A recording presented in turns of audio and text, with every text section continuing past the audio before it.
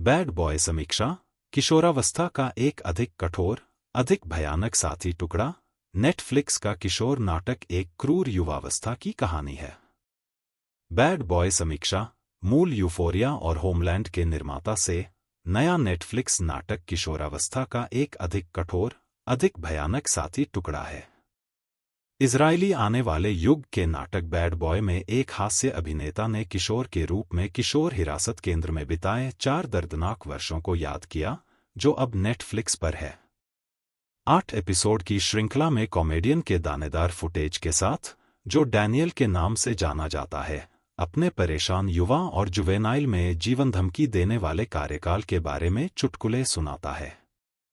उन्हें पहले डीन शेमन कहा जाता था, और यह एक चमत्कार है कि वे बच गए। रॉन लेशेम द्वारा सहनिर्मित, जो मूल यूफोरिया के लिए सबसे ज्यादा जाने जाते हैं, इस श्रृंखला को किशोरावस्था और सीनफील्ड के अपवित्र प्रेम के रूप में सबसे अच्छा वर्णित किया जा सकता है। उस लैंडमार्क नेटफ्लिक्स मिनी सीरीज की तरह, जिसने कुछ हफ्ते पहले ही दर्शकों के रिकॉर्ड तोड़ दिए थे, बैड बॉय की शुरुआत एक किशोर लड़के से होती है, जिसे उसके घर की तलाशी के वारंट से लैस पुलिस द्वारा गिरफ्तार किया जाता है। उसके बेडरूम को उलट-पुलट कर दिया जाता है, और कुछ ही मिनटों में उसे पुलिस की गाड़ी की पिछली सीट पर धकेल दिया जाता है, इससे पहले कि उसकी मां उसे उसके कपड़े भी दिला पाती। एडोलसेंस के जेमी मिलर की तरह, डीन एक बहुत ही परेशान बच्चा है। अंतर यह है कि बैड बॉय हमें पहले मिनट से ही अपनी मानसिकता के बारे में बता देता है। फिर, सवाल यह नहीं है कि क्या वह एक समस्याग्रस्त बच्चा है, बल्कि यह है कि वह एक समस्याग्रस्त बच्चा क्यों है। कूलर में अपने पहले दिन, डीन एक हत्या का गवाह बनता है। उसने जो देखा उसके बारे में कुछ जांचकर्ताओं द्वारा उससे क्रूरता से पूछताछ की जाती है, लेकिन उसे एक सुरक्षा गार्ड से मिली सलाह याद आती है, वह भी वहीं पैदा हुआ था, और संभवतः वहीं मरेगा। वह वही है जिसे अधिकारी अपराधी कहेंगे। वे अपराधियों के समान नहीं हैं। अपराधियों के पास एक कोड होता है, वे कमजोरों को चोट नहीं पहुंचाते। अपराधी जीवित रहने के लिए कुछ भी कर सकते हैं। 8 एपिसोड में, डीन समझ जाएगा कि वह अपराधी है या अपराधी। वह सुधार सुविधाओं की कुत्ते खाओ कुत्ते की दुनिया में नेविगेट करना भी सीखेगा, क्योंकि वह खुद में एक किंवदंती के रूप में विकसित होता है। बैड बॉय एक गैररेखीय तरीके से सामने आता है। फ्लैश फॉरवर्ड एक वृद्ध डीन के स्टैंड अप प्रदर्शन के माध्यम से कथा को फ्रेम करते हैं, जबकि फ्लैशबैक कारावास से पहले उसके परेशान जीवन की एक खिड़की खोलते हैं। डीन की मां, तमारा, उसके और उसके छोटे भाई के साथ भाग गई क्योंकि वह अपने अपमानजनक पति से तंग आ चुकी थी। जब वह गर्भवती थी, तो उसने उसे मारा था। डीन ने कुछ साल बाद उसे खोजने की कोशिश की, लेकिन पाया कि वह उतना ही अप्रिय था जितना उसकी मां ने उसका वर्णन किया था।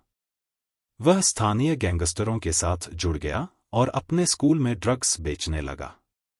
उसे इसलिए गिरफ्तार किया गया क्योंकि उसकी मां को उससे खतरा महसूस हुआ।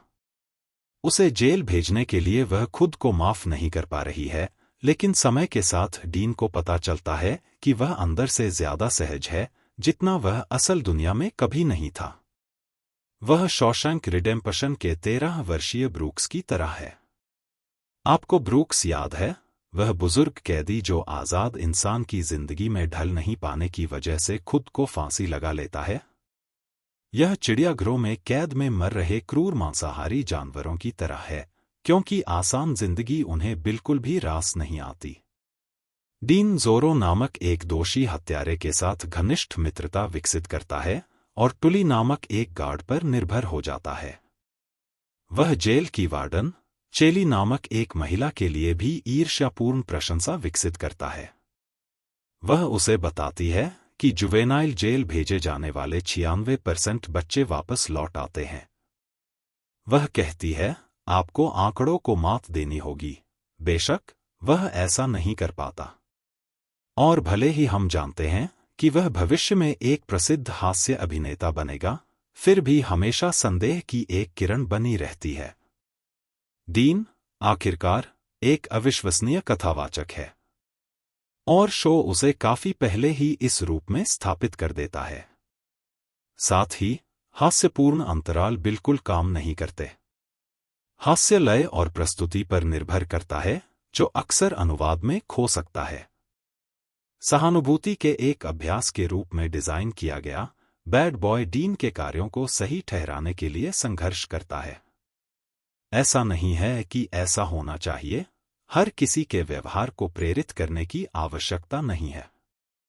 लेकिन क्योंकि शो डीन के अतीत में जाने के लिए कदम उठाता है, इसलिए आप थोड़ी अधिक गहराई की उम्मीद करेंगे। यह आलिया भट्ट की डियर जिंगाड़ी में भव्य रहस्योद्घाटन की तरह है। बैड बॉय को डीन की पिछली कहानी को विस्तार से बताते हुए देखकर आप आश्चर्यचकित हुए बिना नहीं रह सकते। तो यही वह बात है जो आपको इस पूरे समय परेशान कर रही थी। नेटफ्लिक्स ने बैड बॉय को अभी खरीदा और रिलीज किया। इसकी एक वजह है, वे यूफोरिया के अगले सीजन के अगले साल आने का इंतजार कर सकते थे, लेकिन सैम लेविंसन के काम करने के तरीके को देखते हुए यह नहीं कहा जा सकता कि HBO शो समय पर आएगा या नहीं। और अगर ऐसा होता भी, तो स्ट्रीमर को दर्शकों को यह समझाने के लिए बहुत मेहनत करनी पड़ती कि बैड बॉय इससे कैसे जुड़ा है।